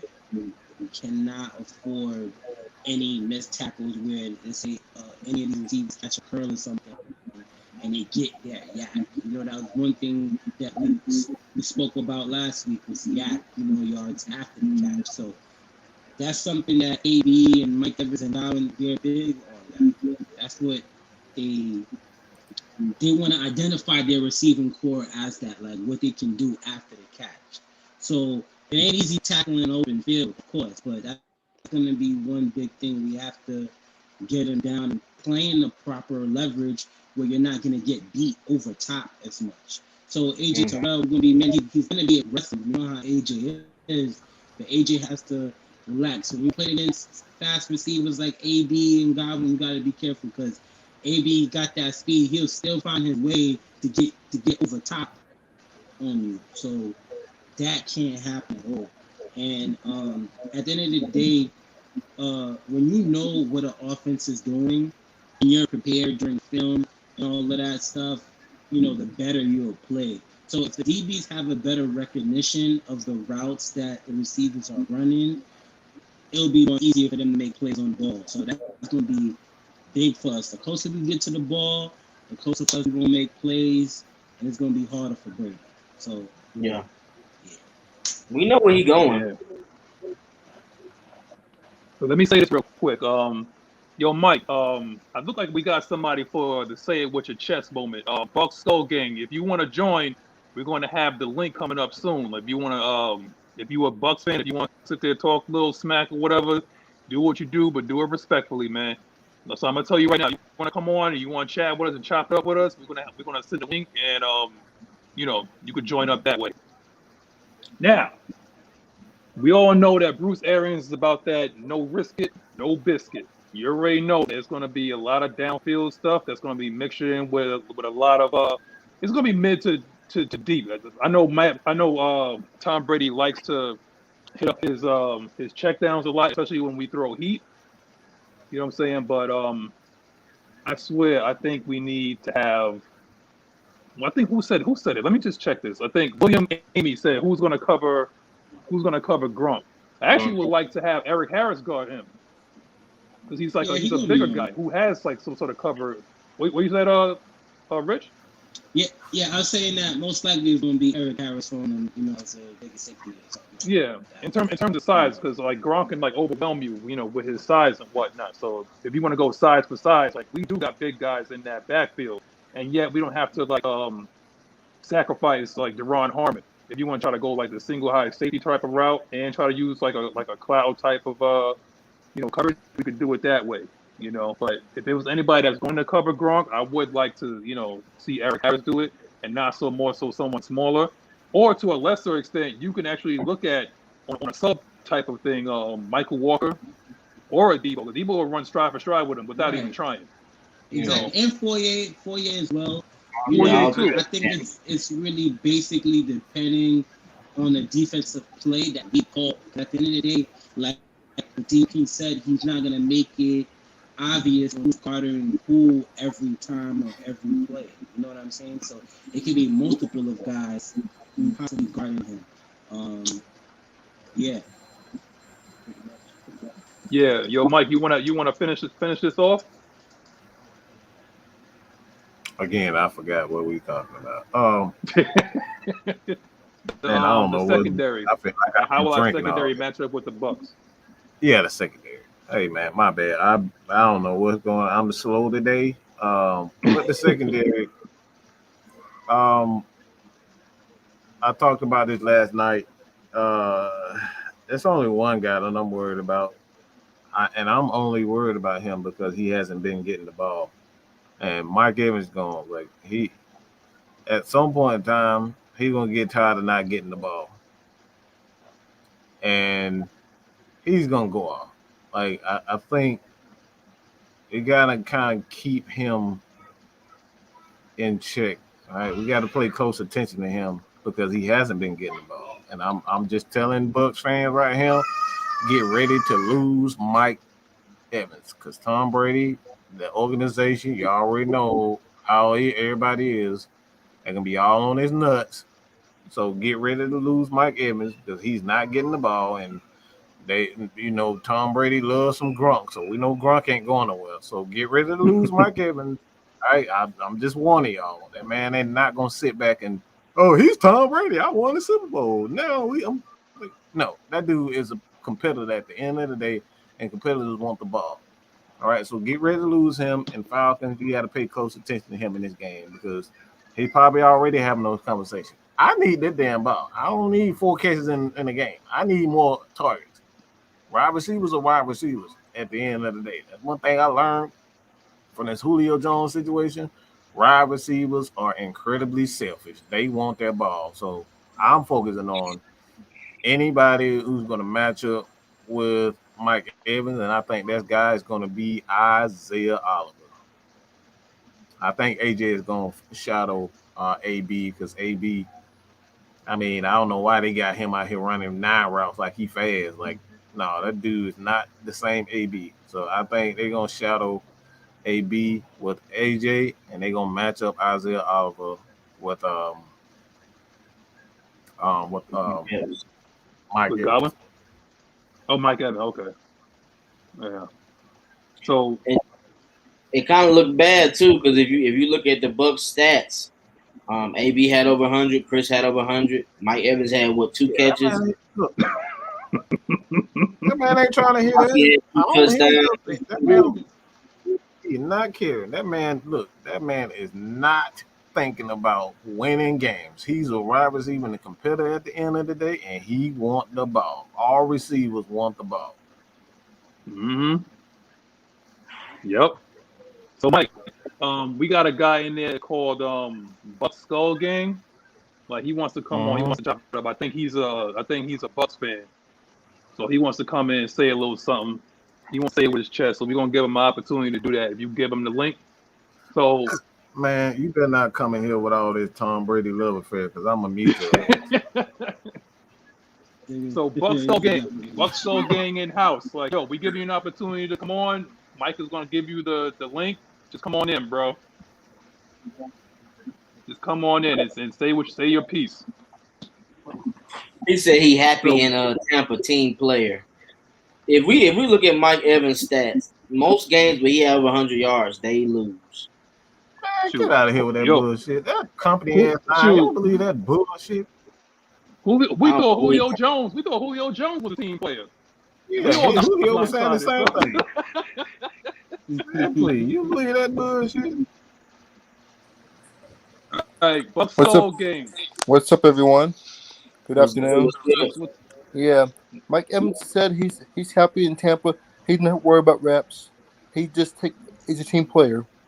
That's why he took a pay cuts. Get the band back together. And Tom Brady gonna play till he's 50 years old. You guys hear about that? Tom Brady said, "The Falcons defense is good." He said the Falcons defense is good. Tom Brady said it out of his mouth. The Falcons defense is good. Why you fucking lying? He said it. That don't mean he means it. He's just saying it so we don't get lying, man. That don't mean that shit, man. He means that man don't mean that. But here's the keys to the game for both sides, for both teams. Here's the keys to the game. Yeah, you happy for a second until you start looking at. Here we go. Lay it on us, man. What's the keys to the game, bro? Man, it's gonna be I don't care about what the Falcons did last week though, but the Falcons gonna play better this week because it's a division game. It's a division game. It's a rivalry game. Everyone knows how both teams play better. You know what else? Here's the keys for real. The Falcons is gonna be about Kyle Pitts and Calvin Ridley. That's what the factors of the game is. Bad secondary. And the Bucs secondary is trash. Trash. I'm being honest. No, I appreciate that, man. We get a lot of people on here that's not brutally honest on their team, so we appreciate your honesty. I like that. Hey, but you got both your safeties back. Look at this. Carlton Davis might not play tomorrow. We lost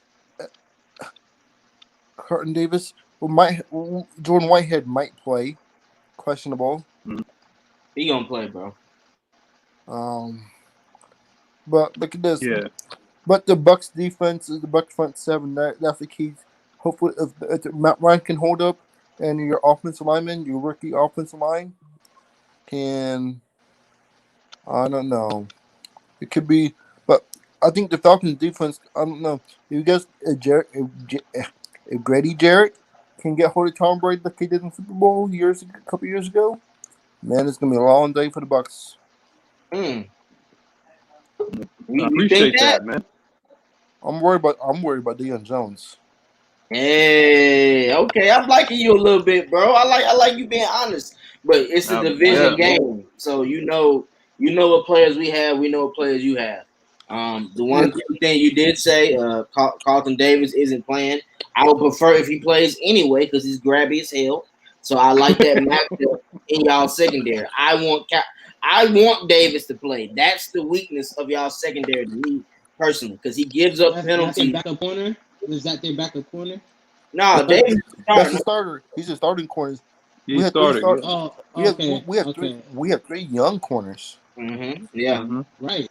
You got Davis, Dean, somebody else. I forgot. Isn't the oldest player on the Bucs secondary is like 24 years old or something like that? Yeah, even though age don't really matter. Age doesn't really matter. Sean Murphy-Bunting. He's out for a couple weeks. But the Falcons, But the Falcons secondary, I don't know which secondary is worse, but it could be a toss-up. What do you guys think? Which secondary is worse? You guys want to be real? Well, y'all got a ring out of that, so it shows something. Man, no. He's being honest, though. He's being honest. Man, that ain't honest. That's the obvious. Yeah, I'm not even. Hey guys, Straight up. hey guys, No. we got lucky. We got lucky the last 4 games. We got lucky the last 4 games regular season. 'Cause we have a late bye week. We just got with no injuries at the time, and we played. I guess good. Okay, good. I guess. What do you guys? But we can't hold this See, guy you up. guys We still got going another guy like playoffs. in the back. We got another guy in the back, so we might have to cut. We gotta cut you off real Hello? quick, Buck Skull Gang. But you always welcome to come on here because you always tell the truth. Seems like But we're broken we're up. gonna have to cut. We're gonna have to cut you, and we're gonna have to put William Amy on here. I don't know how we're gonna get. Let's get William Amy in here, and so he can say it with his chest. I know we got a little something you gotta say. William Amy, what's good, man? What's good? All right, this is your opportunity, man. Say it with your chest, bro. I gotta protect that right.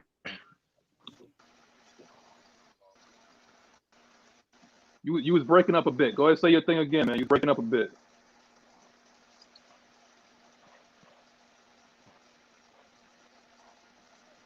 Oh, Hey, man. Russ, if you want to talk, Probably muted. Russ and John, y'all can come on, bro. He probably muted. Yeah, like Nah, you got an audio issue, man. We can't hear you. We can't hear you. Yo, the nation, if you want to come on, man, like go on, click the link, man. We're gonna give one more person an opportunity, all right? So if you're trying to get on, nation, like come on. John Davis, Russ Weeks, what it do? That man said he gonna drop 50. So what happened the first game versus the Falcons when we was up, 24-10 or something like that? Like people be forgetting that. Don't just talk about one game, talk about both games. You good, bro? Everybody. We Yeah, we gotta kick him. We gotta kick him. Like, so just moving forward, before you come on there, check your audio. Make sure you got good, reception and whatnot. Before you come on here, because I mean, it's one thing about coming on here and just saying it with your chest. Another thing if you say it with your chest and we can't hear you. So you know what I'm saying. So just make sure you got your stuff straight before you come on here. But like I said, Carlos Dunlap and Chris Dunlap and the Nation. You could round us off, and then we're going to end this. So Twisted, you got something to say before we get into the next one? We're getting the Q&A. Man, yeah. I appreciate all the fans. Make sure y'all subscribe to all the AFN channels. It'll be in the description link. Hey man, it's a blessing to honestly be doing what we choose to do every Saturday morning. Make sure y'all wake y'all ass up, as Rich would say, and continue to support the team and continue to support the Falcons. Support AFN and support the Falcons, bro. Come here for all latest content. We love you guys to death. I think he came back. Let's see if he working this time, bro. You good? What'd you say, bro? I think Tom Brady might got his tongue. I think Tom Brady got his we trying to see, can we hear you? His AirPods ain't working, I guess. Tom Brady got his tongue, bro. That's all it is. Sorry, bro. We want to mess with you, bro. You can't talk. I don't know what's going on with your AirPods. It's all good, man. We got you next time, man. You be the first one on next time, man. Dang.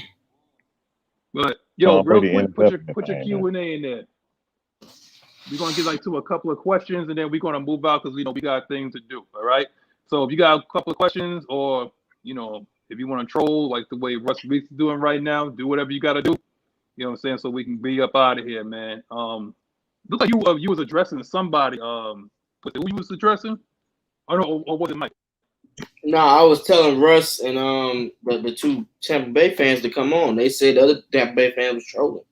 He was just being honest about the division matchup. That's his opinion. Come state your opinion. Yeah, I think what it is also is that he understands that it's not like this team is going to steamroll everybody. Like, there's a difference between being a fan and a fanatic. Like, you could be a fan and be like a fan that has knowledge of every team that's out there. Like, you're not going to steamroll every team. This is not Alabama. And just because somebody said they're going to drop 50, they're going to drop no. You gotta come on. You gotta come on with some more facts than that, though. And we appreciate that. But It's your last chance, Okay. bro. Last All right, chance. y'all hear me now? Come on, bro. Yeah, go ahead. We can hear you. All right. Our 3 keys to victory is 1, protect Matt Ryan. 2, Facts. run the ball on situations on 3rd and 1 or 2. 3, for us, we got to put pressure on Tom Brady. And 4, our secondary has to be disciplined. We're about the routes, we're about Chris Godman on cross routes, dead routes and stuff like that. That's my 3 keys to victory. Okay. That's what I'm talking about. Yeah. Hey, you added one. You gave us another one. It's 4 keys to victory. You gave us another one, bro. Shouts out to you. And 4 keys, stop the run. Yeah, that's the buy 3 get 1 free. Yeah, That's buy 3 get 1 free one, man. I appreciate that, like man. that. Yeah.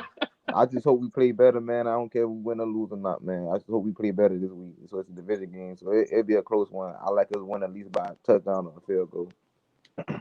Okay. All right, man. And I think just for us, we gotta be disciplined. We can't get penalties. We got to be disciplined and keep our eyes on Tom Brady. Big facts, bro. Appreciate you, bro. Hey, I be seeing you on my channel too, man. Shouts out to you, William. Oh yeah, you already know I got my little Falcon gear, so hold on, I'm about to show y'all this. Show us the work. Let's see the drip. Let's see the drip. We rocking. Yeah. Hey, make sure you wear your stuff tomorrow, but hey, fans, wear your Falcons gear on game day. That helps us get the spirit to maybe get a win. Yes, sir. All right, y'all hold it down, man. Appreciate you, bro. Yes, sir. So we gonna round this out with the final thoughts. Get F and set. Game day is tomorrow. All right. So Twisted, go ahead and finish us off, man. Give us our final thoughts about get and set. Game day is tomorrow. What you got for him, man? Hey, William pretty much stated the 4 keys to victory, so I don't gotta state the keys to victory. Y'all know what we gotta do to win this game. I just want to wipe that smirk off Tom Brady's face. Him doing that 28-3 got me kind of hyped. I know that the team is hype. I saw Matt Ryan's press conference the other day where he stated, it's going to be with us regardless. We can't do anything about that, but we're moving on. We're on to a new season. Let's go on to kicking some butt this tomorrow. Tom Brady, we need Tom Brady. We need Tom Brady because he is out how he's acting since he's been in Tampa. We got to wipe that smirk off his face. Or I hope we can wipe that smirk off his face. Get some turnovers, get some better field position. I kind of liked how Avery Williams looked at that punt return spot. So if we're able to get the stops, I like to see how Avery Williams would do in that punt return position. He can make some plays. He can. It looks like it, man. I'm gonna say this and then Mike finish us off, man. Again, get F and set, man. The game day is tomorrow. What I want to see, Nick Saban said it best, man. Play with emotion. I know you mad because you was embarrassed last week. Play with emotion, but don't be emotional. That's all I need to see, man. I want to see people mad out there. I want to see one man trying to move another man against his own will. It seems like if I can speak for the entire Atlanta Falcons Nation is that we're going to be paying a lot of attention to the offensive line tomorrow. And what we're going to see is basically one man trying to move another man against his own will. And we know we got our hands full with Vita Vea and Ndamukong Suh and all those guys. That's fine. And I don't care because we're still going to run the ball. Arthur Smith is like that. He does not care. We're going to run the ball. Run the ball and set up the play action. Kyle Pitts is going to eat. I do not believe that Levante David and Devin White can stop collectively between Ridley, Hurst, and Kyle Pitts. They're going to have to stay in coverage. You cannot send zero, cover zero all the time. Because if you look at the game, what was it, like last Thursday, I believe? Was it kickoff last Thursday? Mm-hmm. Yeah, it seemed like Todd Bowles seemed a little out of sorts, the way he just kept sending cover zero. And between CD Lamb and what was it? Amari Cooper was eating. Amari Cooper was eating. So just imagine like a team that with toys like us, how they'd be able to eat. If that's what you want to do, if you want to send blitzes like that, then do what you do. But again, that's what I want to see. I want to see us run the ball. Run the ball. We almost had 100 yards at the end of the first half. Let's see if we can do a little bit more than that. Improve on that. All right, Rich, what you got, man? I see you at your back. Yeah, StreamYard wasn't showing me no love, so we back. Um, like I'm gonna take this a little deep. Um, so we know when we lost in 2016 against Tom Brady, right? Mm-hmm. And then now, a few years now, since last year, he's in our division. I was happy. I was happy when he came. Believe it or not, just so we have that chance to just to lay that wood on him, man. Pause. Just to hit him, bro. Just to get that payback at the end of the day. That's what I'm trying to say. You still got that taste in the mouth, so that history is there. So Brady, Debo, obviously Matty Ice, Jake Matthews, and Josh Harris. Those are the only five guys that was part of that history, and still those are the captains, most including Josh Harris. But you gotta let the whole team know that this how big this is. Just playing against Brady itself. I understand it's a divisional game, but playing against Brady, like we can't have that. We can't have that. And last year we got swept by them. So this year it's a new year. First matchup in the divisional game. So I want it to be easy for Brady at all. So we're gonna be all right. Let's get this going. Like what Twisted said, everybody with that drip tomorrow. Get that spirit going. We're gonna make something happen. Let's get it. That's all I really gotta say. Shout out to everybody in comments. So shout out to the whole panel, AFN, everybody. Oh gosh, show love to that, man. Yes, sir. Facts. Go ahead, Mike. Man, you know what? I got one thing to say, and I'm gonna put a little Mad Mike spin on this. I need somebody to bust his motherfucking shit wide open. It ain't got nothing to do with football. I'm just tired of all this, like this lame ass 28-3 shit. Like, look, I need somebody that ain't got nothing to do with football. I need a Solomon Hill, somebody. I need a goon. Activate a goon this Sunday just to start some shit with Brady. Send him on a blitz, and just like even if the game is out of hand, whatever. I don't care. I'm tired of seeing that stupid smirk on his face. I just need somebody to like kick him in the nuts. Just like, look, bro, we ain't gonna stand for all that lame ass. Like, it's getting to the point where it's just not even funny. It's just like, okay, he's just trolling, and it's not even funny anymore. It's just like, 23. Like, okay, we get it. You won, all right. And like I said, I just need somebody and the coach to set a precedent. This is what we talking about, being soft. The whole NFL is soft on this dude. Y'all just let this man clown y'all. Like nobody stands up to him. He'd start talking shit. Like y'all don't do anything. Y'all just like Tom. Like it's just the Tom Brady league. That's just be honest. That's what it just becomes, the Tom Brady league. And then motherfuckers can sit up here and say, "Oh, you just hating." No, I'm tired of I'm honestly just tired of the favoritism. Like it's Tom Brady rules and it's everybody else rules. So I just need a goon, whether it's just to start a fight with Tom Brady in the offense. I don't give a I don't care. I need somebody to stand up this dude and just like, look, bitch, you ain't gonna keep doing all that talking. You know what I'm saying? Like I said, that ain't got nothing to do with football. But I'm just tired of people like just acting like he's Jesus or something. No, like the dude, like he's a regular man. You can slap him. It's okay to get slapped. Slap him. Do something. Nobody stands up to him. Like nobody stands up to Tom Brady. Like no defensive player. You don't see nobody in his face talking crap. It's like, okay, he's Tom Brady. We gonna bow down to you. I'm tired of that. First time was Tyrann Matthew last year in the Super Bowl. Yeah, that's like the first time somebody actually stood up to him. So it ain't even a Falcons thing. I just need the league to stop acting like he's Jesus. Like, he ain't the greatest football player of all time. Everybody know that honor goes to Jim Brown. He's the most disrespected player in the history of the game. Jim Brown is the greatest football player to ever live. You know what I'm saying? Like, Tom Brady, he's the luckiest guy. Like, that man ain't really if you look at a lot of his championships, It's because of his defense. 16 out of his 19 years of playing in football, he's had top defenses. So, like I said, he ain't Jesus. It's okay to slap him. It's okay to call him a punk. It's okay to do something to him. Somebody do something. I'm sick of it. Y'all do all this to LeBron. Everybody stand up to LeBron, but nobody would stand up to Tom Brady. I'll tell you one thing, man. It has to do with that time that what was it? That dude blew his knee out on the Chiefs. Who was it? Who was it? Tongue? The guy that came down to A-gap and blew his knee out. Ever since then, I ain't never seen so many refs get. I never seen a man get that many calls from that point forward in his career. And I'm not even hating. I'm just saying what it is. I'm sorry. This comment right here, like this Brian Shaw dude. Oh, you should go. Look, I'm not trying. Look, if I could, I would. If I wouldn't get arrested, I will kick him in the nuts myself. But I'm not a football player.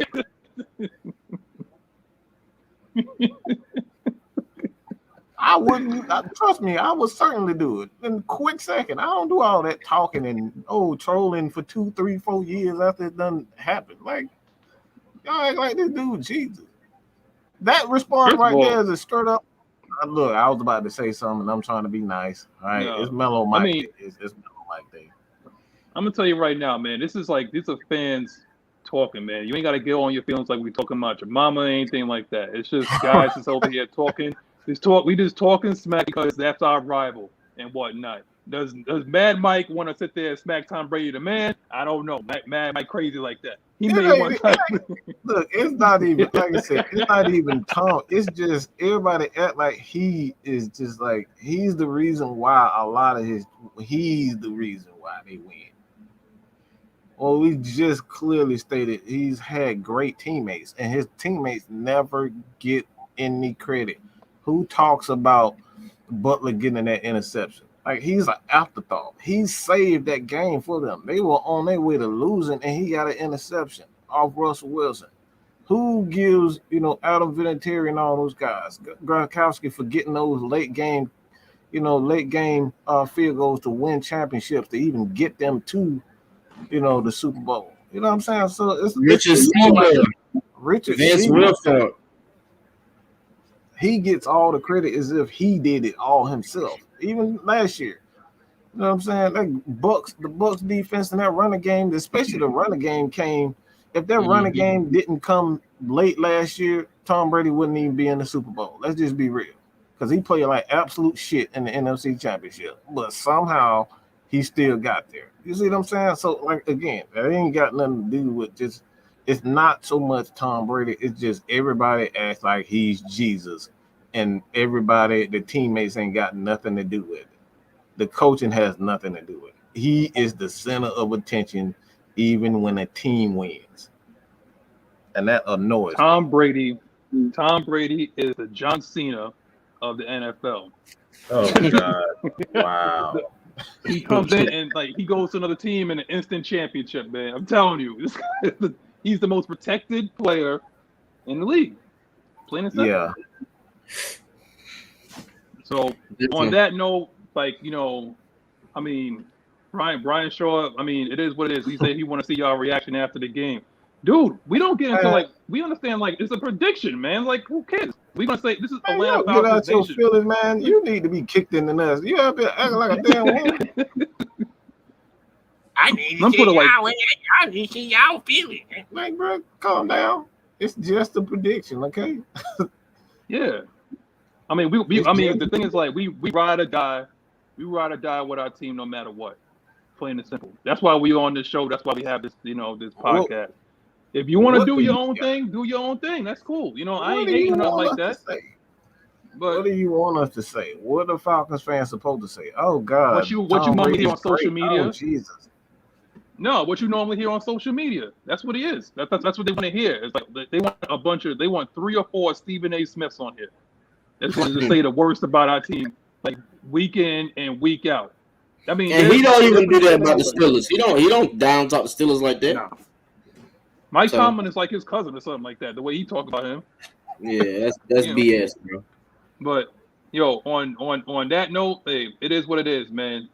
Just like John Davis said, he's going to troll until we shut him up, until we beat him. plain and simple. This is Atlanta Falcons Nation from Magnus. You know, Jumpman T, follow Twisted Torch TV. J Rock, follow him. J Rock on YouTube. Mad Mike, follow Atlanta Falcons Nation. If you ain't down with the three of us, the three kings, the Twitch. regulators, like, share, and subscribe. See you after the game tomorrow.